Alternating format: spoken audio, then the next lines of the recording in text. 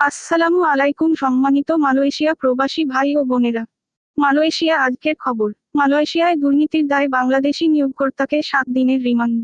মূল আলোচনা শুরু করার আগে একটি অনুরোধ থাকবে, ইতিমধ্যে আমাদের চ্যানেলটি যারা সাবস্ক্রাইব করেছেন তাদেরকে অশেষ ধন্যবাদ।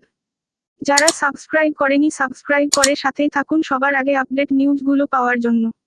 মালয়েশিয়া কুয়ালালামপুর আন্তর্জাতিক বিমানবন্দরে একটি স্পেশাল কাউন্টারের মাধ্যমে বাংলাদেশি শ্রমিকদের একটি দলকে গ্রহণ করার জন্য আইন প্রয়োগকারী সংস্থাকে ঘুষ দেওয়ার দায়ে বাংলাদেশি কোম্পানির মালিককে গ্রেফতার করেছে দুর্নীতি দমন কমিশন (NACC). গ্রেফতারের পর এই নিয়োগকর্তাকে 1 সপ্তাহের জন্য রিমান্ডে নেওয়া হয়েছে। দেশটির একাধিক সংবাদ মাধ্যম প্রচারিত প্রতিবেদনে এই তথ্য নিশ্চিত করা হয়েছে। সোমবার 9 সেপ্টেম্বর দুপুর 1:30 দিকে কুয়ালালামপুর থেকে ওই বাংলাদেশি মালিককে গ্রেফতার করে দেশটির দুর্নীতি দমন কমিশন (NACC). তবে কমিশন এখনও ওই বাংলাদেশির নাম ও বিস্তারিত পরিচয় প্রকাশ করেনি। মঙ্গলবার 10 সেপ্টেম্বর সকালে পুত্রজায়া ম্যাজিস্ট্রেট আদালতে মালয়েশিয়ার দুর্নীতি দমন কমিশন (NACC) একটি আবেদন করার পর ম্যাজিস্ট্রেট ইরজা জুলাইখা রোহান উদ্দিন আগামী 16 সেপ্টেম্বর পর্যন্ত রিমান্ডের আদেশ জারি করেন। সন্দেহজনক এই ব্যক্তি সিন্ডিকেটের বেশ কয়েকটি এজেন্ট এবং একটি এনফোর্সমেন্ট এজেন্সির একাধিক কর্মকর্তাকে 200 মালয় রিঙ্গিত থেকে প্রায় 2,05,000 মালয় রিঙ্গিত পর্যন্ত ঘুষ দিয়েছে বলে মনে করা হচ্ছে।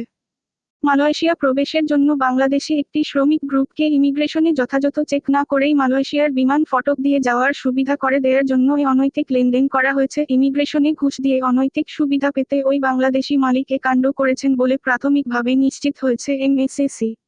এভাবে ঘুষ দেওয়ার মানে হল সুরক্ষা, বিষয়গুলি সহজতর করা ও শর্ত পূরণ না করা এবং অভিবাসন আইন 1956 এর 63 এর ধারা -155 এর অধীনে বৈধ পদ্ধতি অনুসরণ না করা, বিদেশিদের বিরুদ্ধে কার্যকর ব্যবস্থা না নেওয়া।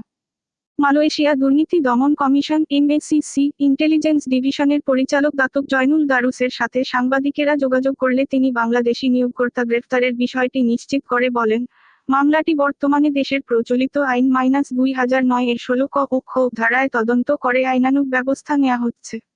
মালয়েশিয়া প্রবাসীগণ প্রবাস ভিত্তিক প্রতিদিনের আপডেট নিউজ পাওয়ার জন্য আমাদের চ্যানেলটি সাবস্ক্রাইব করুন।